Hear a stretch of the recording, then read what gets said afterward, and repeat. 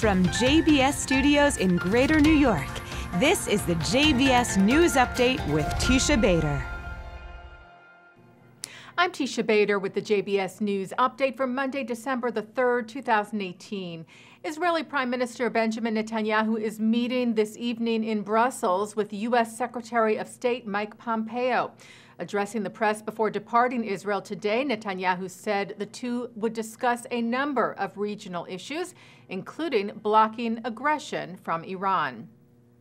6 anti-Israel resolutions were passed Friday by the United Nations General Assembly. Among them, 2 resolutions that reject Jewish ties to the Temple Mount and Jerusalem, in which the reference to the Temple Mount is only by its Arabic name of Haram al-Sharif.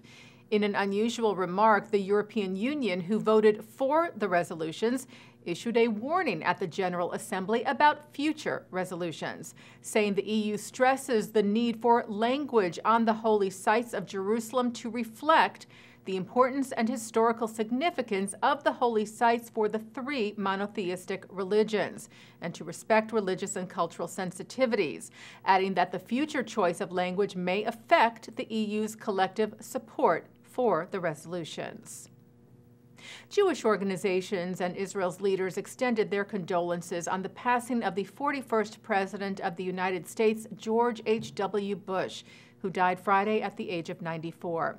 Prime Minister Netanyahu said Israel would always remember the president's commitment to Israel's security, his important contribution to the liberation of Soviet Jewry, and support for the rescue of Ethiopian Jewry, as well as his efforts to advance peace in the Middle East.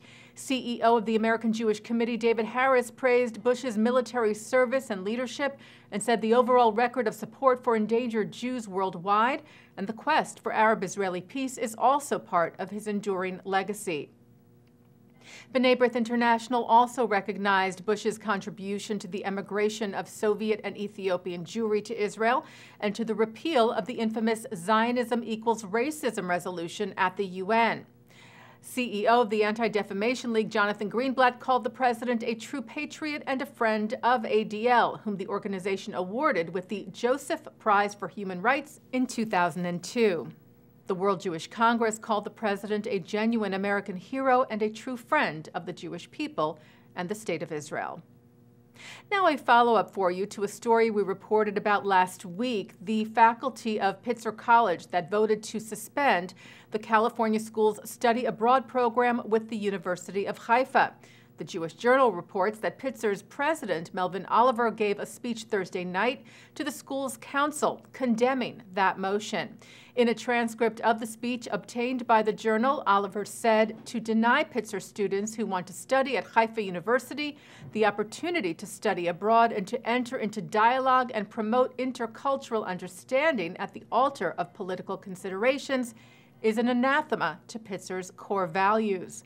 The American Jewish Committee lauded Oliver for sending a strong message to his faculty, writing on Twitter that their job is to educate their students, not hamper their education on shoddy political grounds. While the Jewish community marked the first night of Chanukah last night with public menorah lightings across the globe, including at Jerusalem's Western Wall, at the Brandenburg Gate in Berlin, marking also 80 years after Kristallnacht, the beginning of the Holocaust. German President Frank-Walter Steinmeier, alongside Berlin community rabbi Yehuda Techtal, lit what is touted as Europe's largest menorah. In New York City last night outside the Plaza Hotel, what is said to be the world's largest menorah was lit, standing at 32 feet tall and designed by Israeli artist Yaakov Agam. And hundreds came out last night in Pittsburgh for a menorah lighting held just outside of the Tree of Life Synagogue, the site of the deadly shooting just over a month ago that left 11 people dead. The Pittsburgh Post-Gazette reported that police officers, paramedics, the head of the local FBI office, and survivors of the shooting took part in lighting the first candle.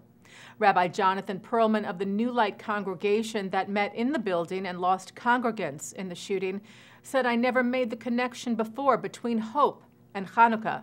But from now on," he said, "I will always celebrate this holiday with the idea that hope is always a possibility."